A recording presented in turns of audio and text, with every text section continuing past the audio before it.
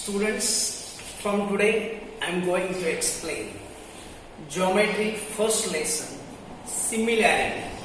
बघा आजपासून आपण geometry maths 2 च फर्स्ट लेसन सिमिलॅरिटी समरूपता लेसन कडे वळतो आपण. Practice set 1.1. Okay, the first question you can see here two diagrams are drawn. At first I am going to read the question.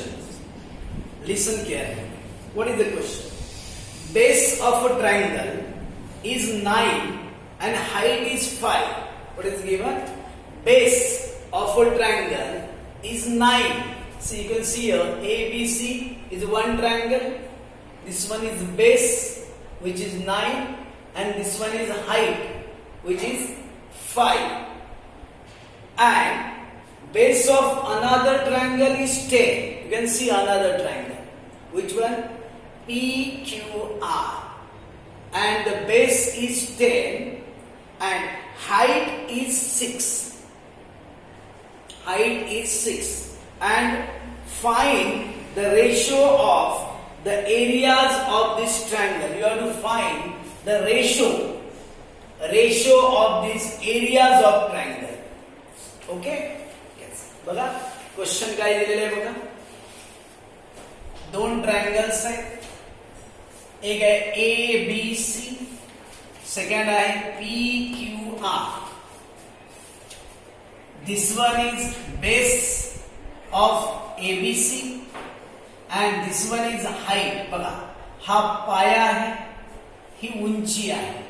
पाया दिलेला आहे 9, उंची दिलेली आहे 5.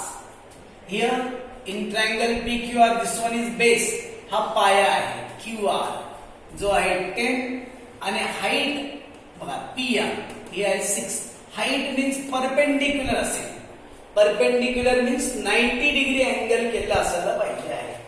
अशा प्रकारे ही इन्फॉर्मेशन दिलेली आहे आणि आपल्याला यांच्या क्षेत्रफळांचे गुणोत्तर काढायचे आहे. Ratio of their areas we have to find out. बघा कोणकोणते इन्फॉर्मेशन दिली.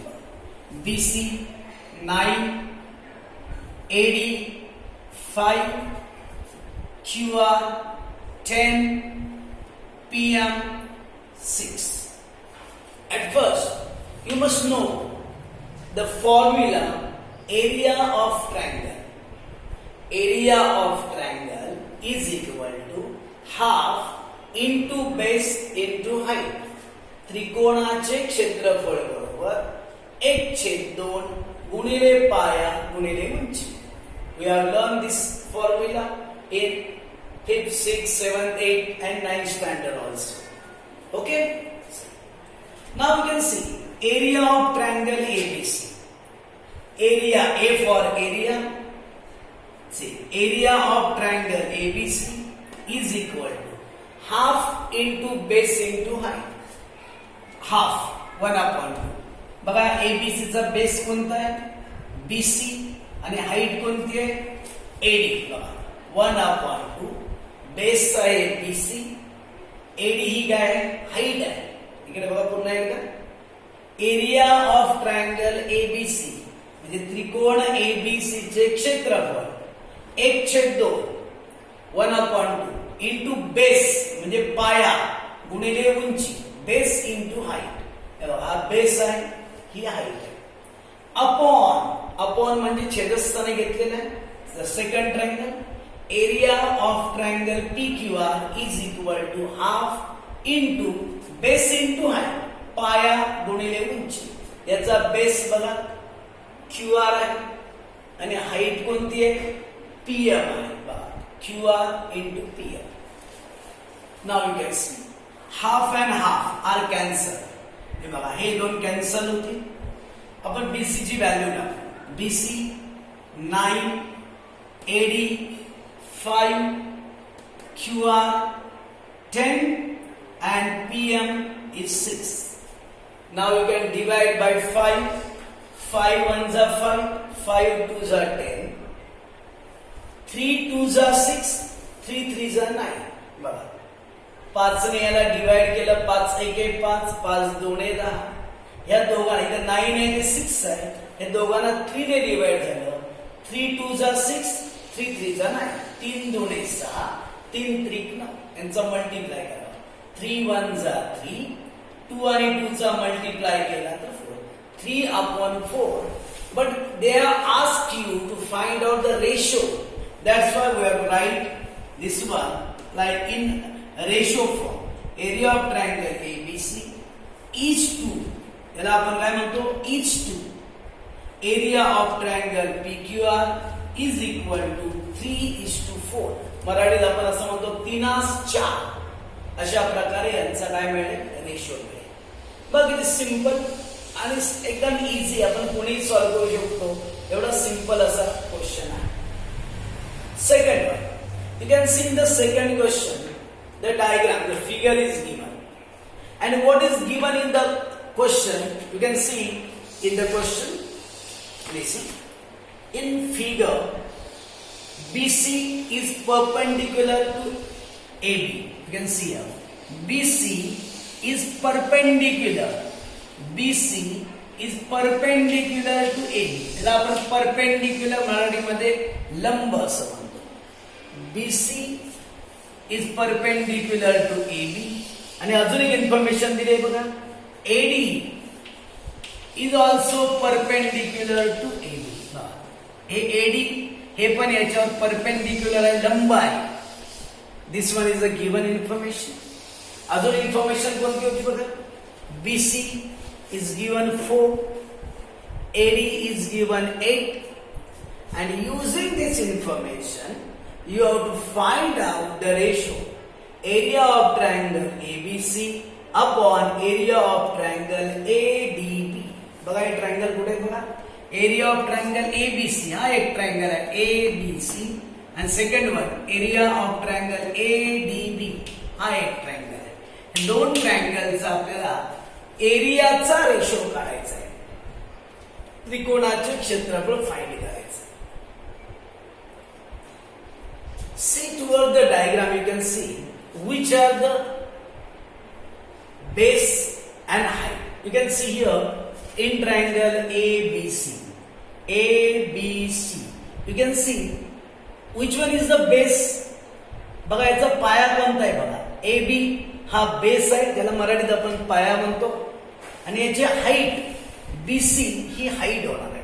बघा ABC चा बेस आला AB आणि हाईट आली BC. सेकंड ट्रायंगल आहे ADB. इथे पण बघा याचा आपण बेस घेऊ शकतो AB आणि हाईट कोणती घेऊ शकतो, AD. एक लक्षात येईल बघा, you can see here in this diagram the base of the both triangle is common. दोन्ही ट्रायंगलचा बेस कॉमन आहे. कोणता आहे बघा, AB. पुन्हा एकदा बघा, ABC बेस आहे AB, हाईट आहे BC. ट्रायंगल सेकंड वन होता ADB. हा ट्रायंगल आहे, याचा पण बघा बेस आहे AB, हाईट आहे AD. म्हणजे याचा बेस सेम आहे. आणि आपल्याला माहिती आहे जर बेस सेम असेल, बेस जर आपण सेम असेल तर बेसला बेस काय होईल, कॅन्सल होईल. आपण बघा अशा प्रकारे लिहू शकतो बघा, 1/2 इंटू बेस. पहिल्या ट्रायंगलचा बेस होता AB आणि हाईट होती BC.